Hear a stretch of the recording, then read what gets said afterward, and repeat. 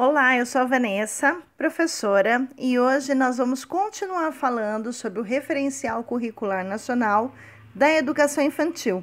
Vamos lembrar que essa aula faz parte de Didática 2, certo? Bom, na aula passada nós terminamos o volume 1, que foi bastante longo, bastante extenso, mas aqui na verdade tem muita coisa para falar, né? Hoje nós vamos iniciar o volume 2. Então, na verdade, esse slide, ele vai falar sobre um pouquinho da introdução que existe, né, nesse volume 2, que é bastante importante, mas eu vou esmiuçar aqui para vocês, tá bom? Então, vamos lá. Bom, primeiro lembrando de que esse volume 2, ele vai dar prioridade aos processos de construção da identidade e autonomia das crianças, tá bom? Já no volume 3, é referente aos 7 eixos da educação, que nós também vamos ver, tá? Bom, algumas coisas a gente precisa levar em consideração, certo? Então, esse volume 2, ele vai nos ajudar a definir metas que contribuam aí para as crianças ter um bom desenvolvimento integral nas suas identidades, de crescerem como cidadãos de direito à infância. Visa também ajudar a contribuir à socialização da etapa educacional, que é bastante importante, nós professores, em relação a isso, em ambientes que o ajudem a ter acesso ao conhecimento da realidade social e cultural. Bom, vale lembrar de que todo referencial é resultado de um debate entre professores de diversas profissões, tá bom? De diversos profissionais, na verdade, que pensam sobre a educação, né? E que trabalham diretamente com as crianças. Então, na verdade, eles acabam contribuindo com um conhecimento ou até uma reflexão acadêmica, científica, em relação ao referencial, assim como a parte administrativa também faz parte aí do referencial, tá bom? Fez parte desse debate para, então, ter esse referencial. Ele também foi feito de maneira a servir como um guia de reflexão educacional sobre objetivos, conteúdos e orientações didáticas para que nós, profissionais que atuamos diretamente com as crianças de 0 a 6 anos, vamos deixar bem claro isso, tá bom? Respeitando seus estilos pedagógicos e a diversidade cultural brasileira. Claro. Tudo bem? Então vamos lá. Vamos ver o que tem aqui nesse volume 2 pra gente. Tem bastante coisa bem interessante. Bom, então a gente começa a falar sobre concepção, identidade e autonomia, né? Processos de fusão e diferenciação e como que ele funciona. Então vamos lá. Quando um bebê nasce, gente, ele não sabe ainda que o corpo dele é corpo dele e que o corpo da mãe é corpo da mãe. Então ele acha, na verdade, de que é um corpo só, né? Então, o corpo dele, na verdade, faz uma fusão, assim, com o corpo da mãe, porque ele não consegue ainda diferenciar o limite do seu corpo com o da sua mãe, tá bom? Como se fosse, assim, uma extensão a ele, né? Vocês já ouviram falar sobre Shantala? É uma massagem que ajuda na conexão da mãe com o bebê, que ensina e também faz com que a criança, o bebê, sinta o limite do seu corpo, até onde ele vai, enfim. Ele é bem interessante, gente. Vale a pena dar uma pesquisada na internet, tá bom? Bom, aos poucos o bebê vai adquirindo consciência dos limites do seu corpo e, claro, que dos seus movimentos, né? É por meio desses primeiros cuidados que a criança percebe que seu próprio corpo separado do corpo da mãe, né? Óbvio. E aí, então, há um momento em que começa essa organização, essas emoções, ampliando os seus conhecimentos de mundo. Vejam que esse conhecimento de mundo parece ser muito pequeno, mas na verdade não é, viu, gente? E com o tempo ele vai ampliando sim. Então, por exemplo, o bebê ele consegue conhecer ou reconhecer a voz da mãe, do pai, das pessoas que estão ali mais próximas a ele. Também reconhece cheiros, ou conhece, né? De início conhece, depois reconhece, né? Essa é a ordem certa, né? Sabores, conhece o que é quente, o que é frio. Conhece alguns sentimentos, por exemplo, fome, sede, sono, dor. Na verdade, para um bebezinho, isso é bastante coisa, né? Então, a gente tem que pensar em tudo isso também, certo? Bom, vamos lá. Continuando ainda falando sobre a concepção e a identidade, a autonomia, né? Existe aí a construção de vínculo, que a gente vai olhar para a criança de 0 até 6 anos em relação a isso, certo? Então, tem a construção de vínculo, que é quando a criança nasce, ela já nasce em uma cultura, que é aquela que elas vão viver e que foi formada pelas pessoas que estão ali. Então, elas conseguem perceber quais são as pessoas que dão segurança, que as alimentam, que cuidam, que garantem a sobrevivência. E assim se tornam assim seus principais mediadores, né? Em seguida, a criança, ela orienta-se para outras pessoas, assim que seu campo de ação amplia. Então, aí ela foca para avô, vó, tio, tia e para as pessoas mais próximas, certo? Em relação à expressão da sexualidade, ela tem uma grande importância no desenvolvimento e na vida psíquica das pessoas, pois, independentemente da potencialidade produtiva, a relação com o prazer ela é essencial ao ser humano. Mas, para a criança, essa relação se dá diferente como no adulto. Ela pode se concentrar em uma parte do corpo, mais do que em outras, motivada por vezes por curiosidade, algo natural, claro, da sua fase de desenvolvimento, né? Vamos lembrar de que muita coisa aqui ela é natural, viu, gente? Aqui, falando sobre a expressão da sexualidade, na verdade, quem acaba inimindo ou mesmo, vou usar um termo psicológico, né? Um termo da psicologia, que eu acho importante a gente também usar esses termos técnicos, né? Castrando a criança, são os pais. Porque acham que a criança, por exemplo, ela está fazendo algumas coisas porque ela é isso ou porque ela é aquilo, né? E na verdade, meus amores, isso é fruto da sua cabeça. Para a criança, isso é tudo muito natural e normal. Ela não tem esse julgamento. Quem tem esse julgamento são os adultos, tá? Quando a criança sente algum prazer, ela quer de novo. E quando falamos de prazer, não estamos nos referindo apenas ao sexual. Mas prazer é algo bom, é algo agradável, que a gente se sente bem. Então, por exemplo, quando tomamos um sorvete de morango, por exemplo, que eu adoro, temos prazer com aquele sabor, com aquela refrescância. Não é um prazer sexual, é um outro tipo de prazer, né? E é a mesma coisa para criança, tá bom? Portanto, a malícia está na nossa cabeça, na cabeça do adulto e não da criança, ok? Isso é muito importante a gente prestar atenção, tá bem? Bom, vamos falar da aprendizagem, né? Claro, por que não? A criança, ela é um ser social. Então, quando ela faz a imitação, quando ela brinca e quando ela tem uma individualidade, ela quer se mostrar, fazer a oposição, aí então vem a criança, que é um ser que faz parte da sociedade. Então, em relação à imitação, por exemplo, o eu ou o outro, né? A criança, na verdade, é um reflexo do meio que ela vive. E isso é muito importante. Capacidade de observar e aprender com o outro.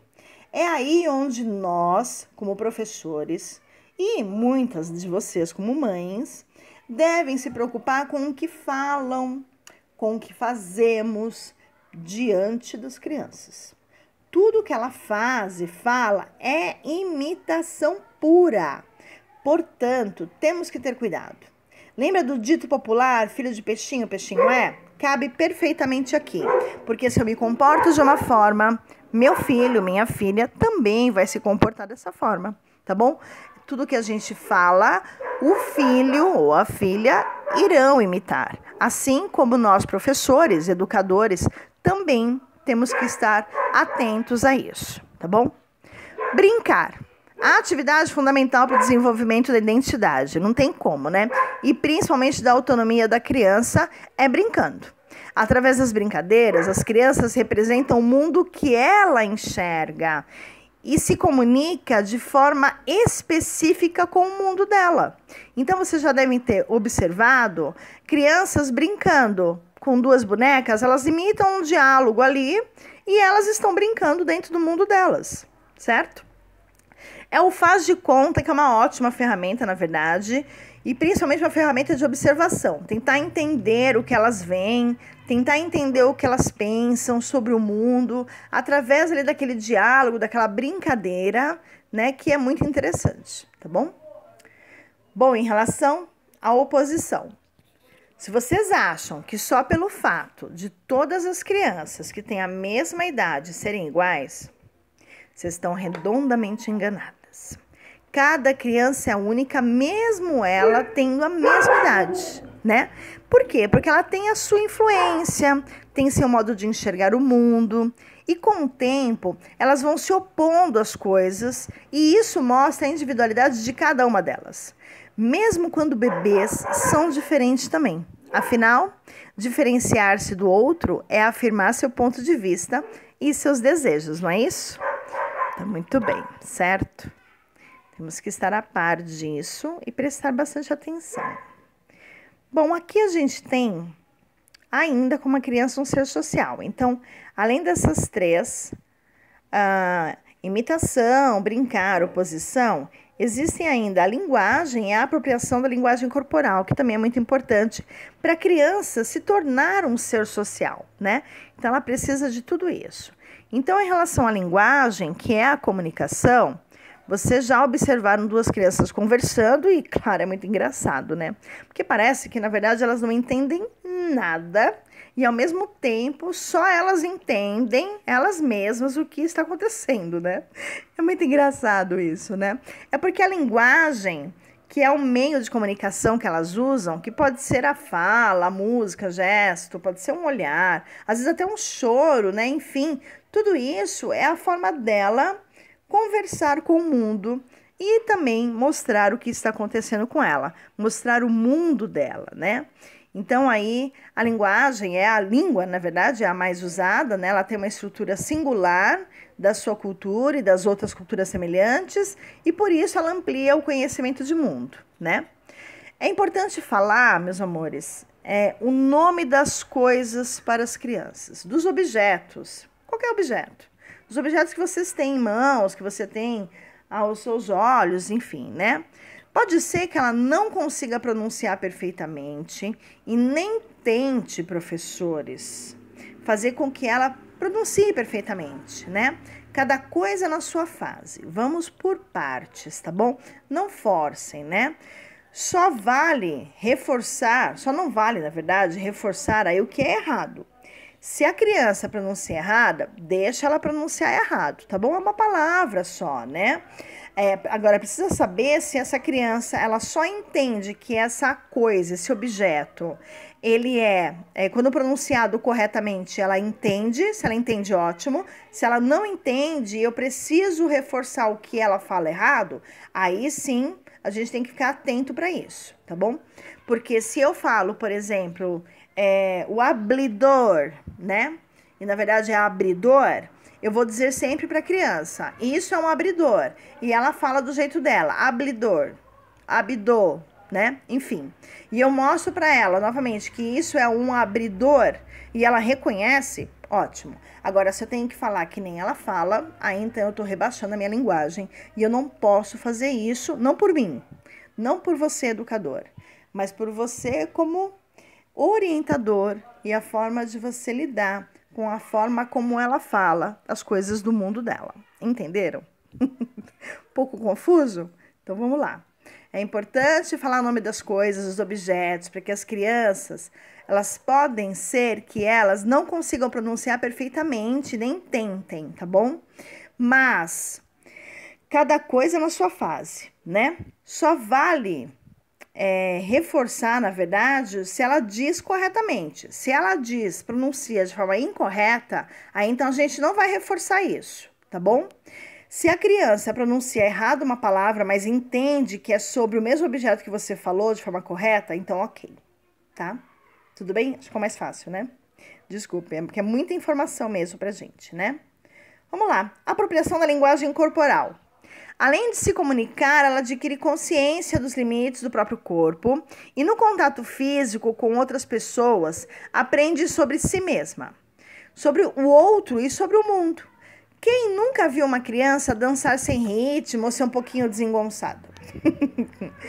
Tudo isso faz parte da linguagem corporal, tá bom? Dançar, se mexer, pular, agachar e por aí vai, né? Deixa a criança se mexer, tá bom? Isso faz parte da linguagem corporal, certo? Bom, aqui a gente vai falar dos objetivos que o referencial curricular tem em relação às crianças de 0 a 3 anos. Mas claro que não é só o referencial curricular que tem interesse em saber o que fazer com essas crianças de 0 a 3 anos. Nós, professores, educadores, também devemos seguir esse referencial ou pelo menos levá-lo como um ponto, um norte para a gente, né? Bom, essa parte de referência curricular é extremamente importante, porque aqui vai tratar do objetivo, da finalidade que uma instituição tem com uma criança de 0 a 3 anos.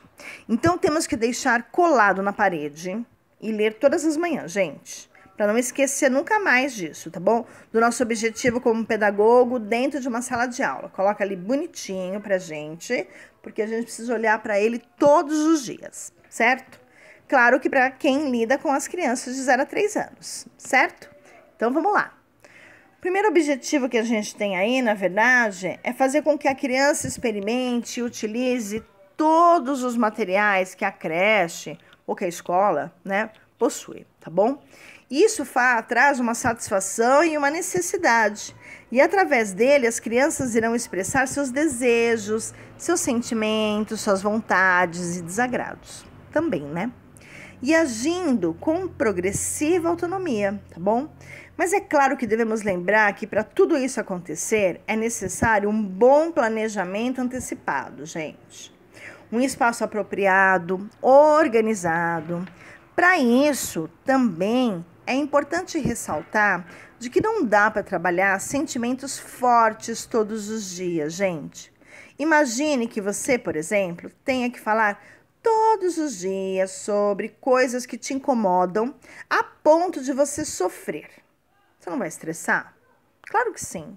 Nós adultos conseguimos nos estressar se todos os dias a gente falar sobre o mesmo assunto que nos incomoda? Imagina para a criança. Então, quando a gente fala de necessidade de expressar desejos, sentimento, vontade e desagrados, não é para todos os dias trazer esse sentimento ruim da criança para expor, tá bom? Porque, na verdade, a gente precisa ter um pouquinho de bom senso e humanismo nesse caso, né? Para saber de que não é você, professora pedagoga, que vai fazer uma atividade que envolve uma emoção tão forte, tá bom? É de muita responsabilidade isso. Então, tem que saber fazer, tem que saber finalizar. E, na verdade, quem faz esse tipo de trabalho mais emotivo, vamos chamar assim, é o psicólogo, tá bom? Que ele é o profissional que vai orientar em relação a isso. Se caso você tiver algum problema desse naipe, desse jeito em sala de aula, aí então você procura sim, né, a coordenadora pedagógica, um psicopedagogo ou mesmo um psicólogo, tá bem? Tudo bem?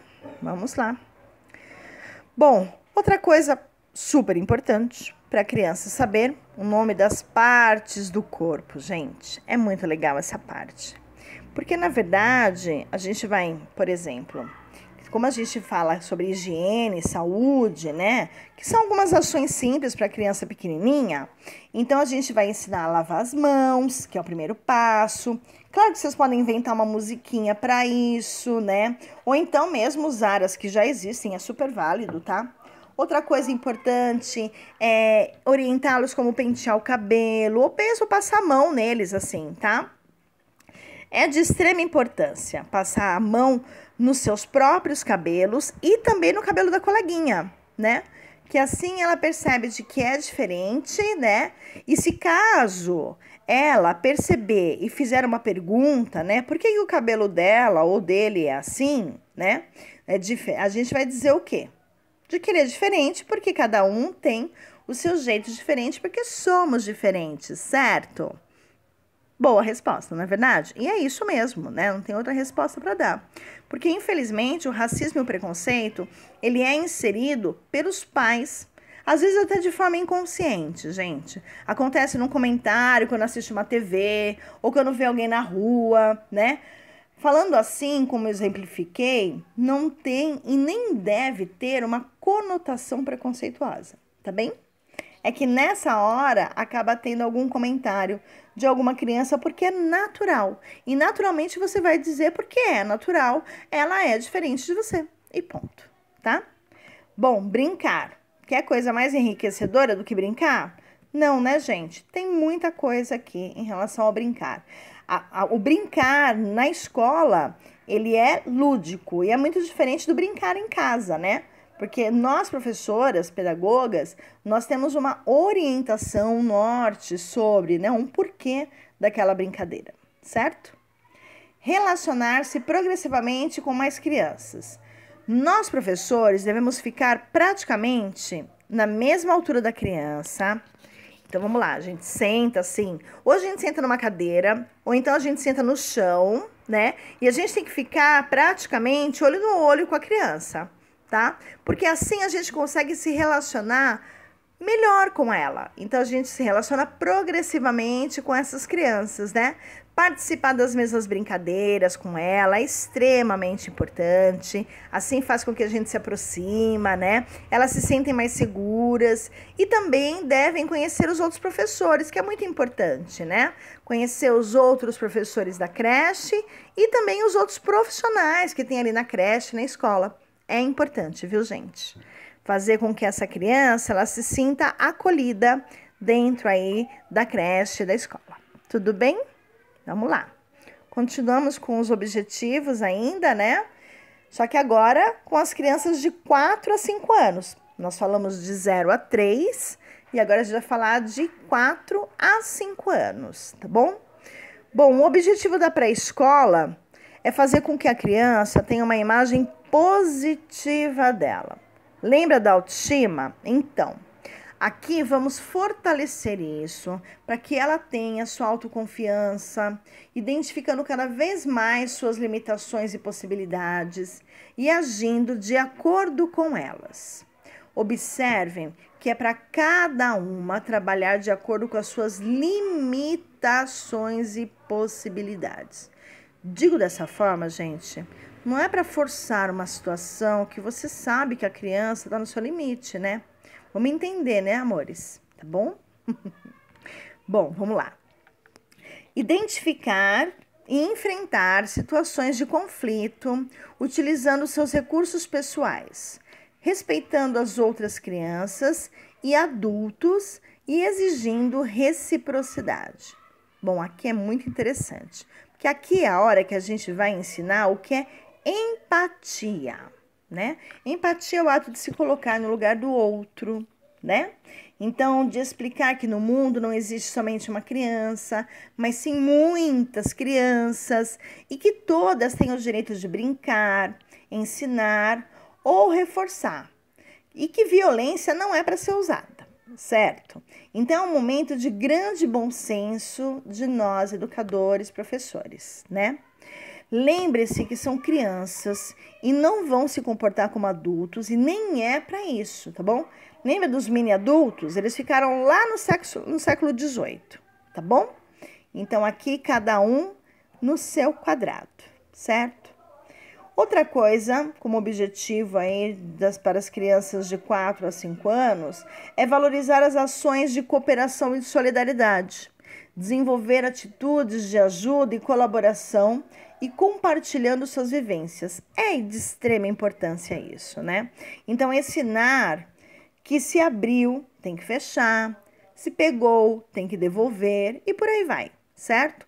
Reforçar que ajudar o próximo é tudo de bom, que ser uma pessoa boa é ter bons sentimentos e que eles estão relacionados a amar o próximo, amar os animais, os colegas, os professores, amar os pais. E claro que a gente precisa fomentar o sentimento de solidariedade para com o outro. É de extrema importância ajudar o outro, né? E brincar, meu Deus, brincar é maravilhoso, né? As crianças adoram brincar, não preciso nem dizer aqui que ele é um ato maravilhoso e importantíssimo, né? Principalmente quando identificamos crianças um pouquinho mais egoístas, né? Então, é com elas que a gente deve ter um pouquinho maior cuidado, tá bom? Então, a gente precisa entender, ela precisa entender de que tem um outro, de que existem outras crianças, né? Que vivem no mesmo lugar que ela, que compartilham do mesmo brinquedo, tá bom? E que precisa ser dividido, certo? É aqui a hora que a gente tem que observar quem é o mais egoísta e menos egoísta, o mais altruísta, certo? Tá bom?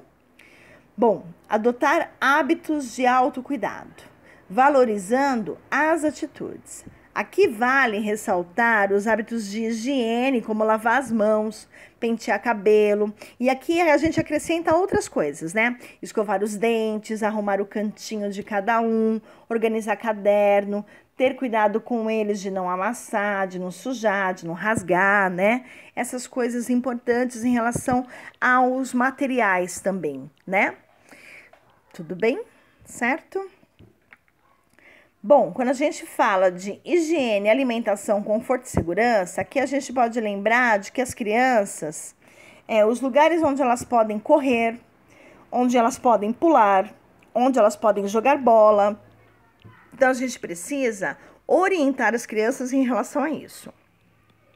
Realçar os momentos de alimentação e de como se alimentar, o que podemos comer com as mãos, o que podemos comer com os talheres, né? Que a gente deve limpar a boca e não é com a blusa, com o guardanapo, né? Limpar as mãos, os dentes, né? E como devemos sentar, sempre arrumando a postura da criança, né? Porque ela acaba sentando de qualquer jeito, ela tá com pressa, ela veio do parquinho, enfim, né? E a gente precisa, então, organizar. Sentar para poder se alimentar, alimentar devagar, comer devagar. Lembra das 32, né? Mastigadas que a gente tem que dar, enfim. Tá bom? Essa é a hora de fazer isso, o momento. Então, com criança de 4 a 5 anos, a partir daí a gente já pode inserir isso, certo? Bom, proteção do corpo e cuidado com a aparência. Aqui só devemos tomar cuidado com os excessos, né, gente? Então, vamos lá. Na idade dos 4, 5 anos, mais ou menos, é super natural a menina, por exemplo, querer imitar o comportamento da mãe. Então, por exemplo, usar batom, esmaltar as unhas, né? Querer andar de salto, né? Isso passa, gente. Essa fase passa, tá bom? Então, a gente precisa deixar, porque faz parte da natureza dela, querer imitar a pessoa com aquela que ela mais se identifica, né? Só é importante não reforçar isso.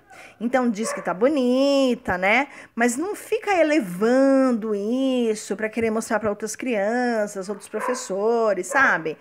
Realçar dessa forma é um realce negativo, tá bom? Então, aí é um comportamento desnecessário do professor, do educador, certo? Bom, como aqui as crianças são mais grandinhas, né? Elas acabam contando para as coleguinhas e para o professor o que acontece em casa. Então, no meio social que ela é inserido, fora da escola, enfim, atente-se para qual grupo faz parte, para não causar aí, na verdade, um constrangimento, tá bom? A criança, nem que ela se sinta envergonhada ou excluída por isso, tá? Então, elas vão contar as coisas e as crianças podem debochar, fazer algum comentário e aí pode causar um constrangimento. Então, o professor, o educador, ele tem que estar preocupado, né, com esse convívio social para ele ser harmônico, né, dentro da sala de aula. Tudo bem? Então, aqui a gente vai compreender os diversos grupos dos quais elas participam, que é estupidamente importante, né? Respeitando as regras básicas aí de convívio social e principalmente de diversidade que uma sala de aula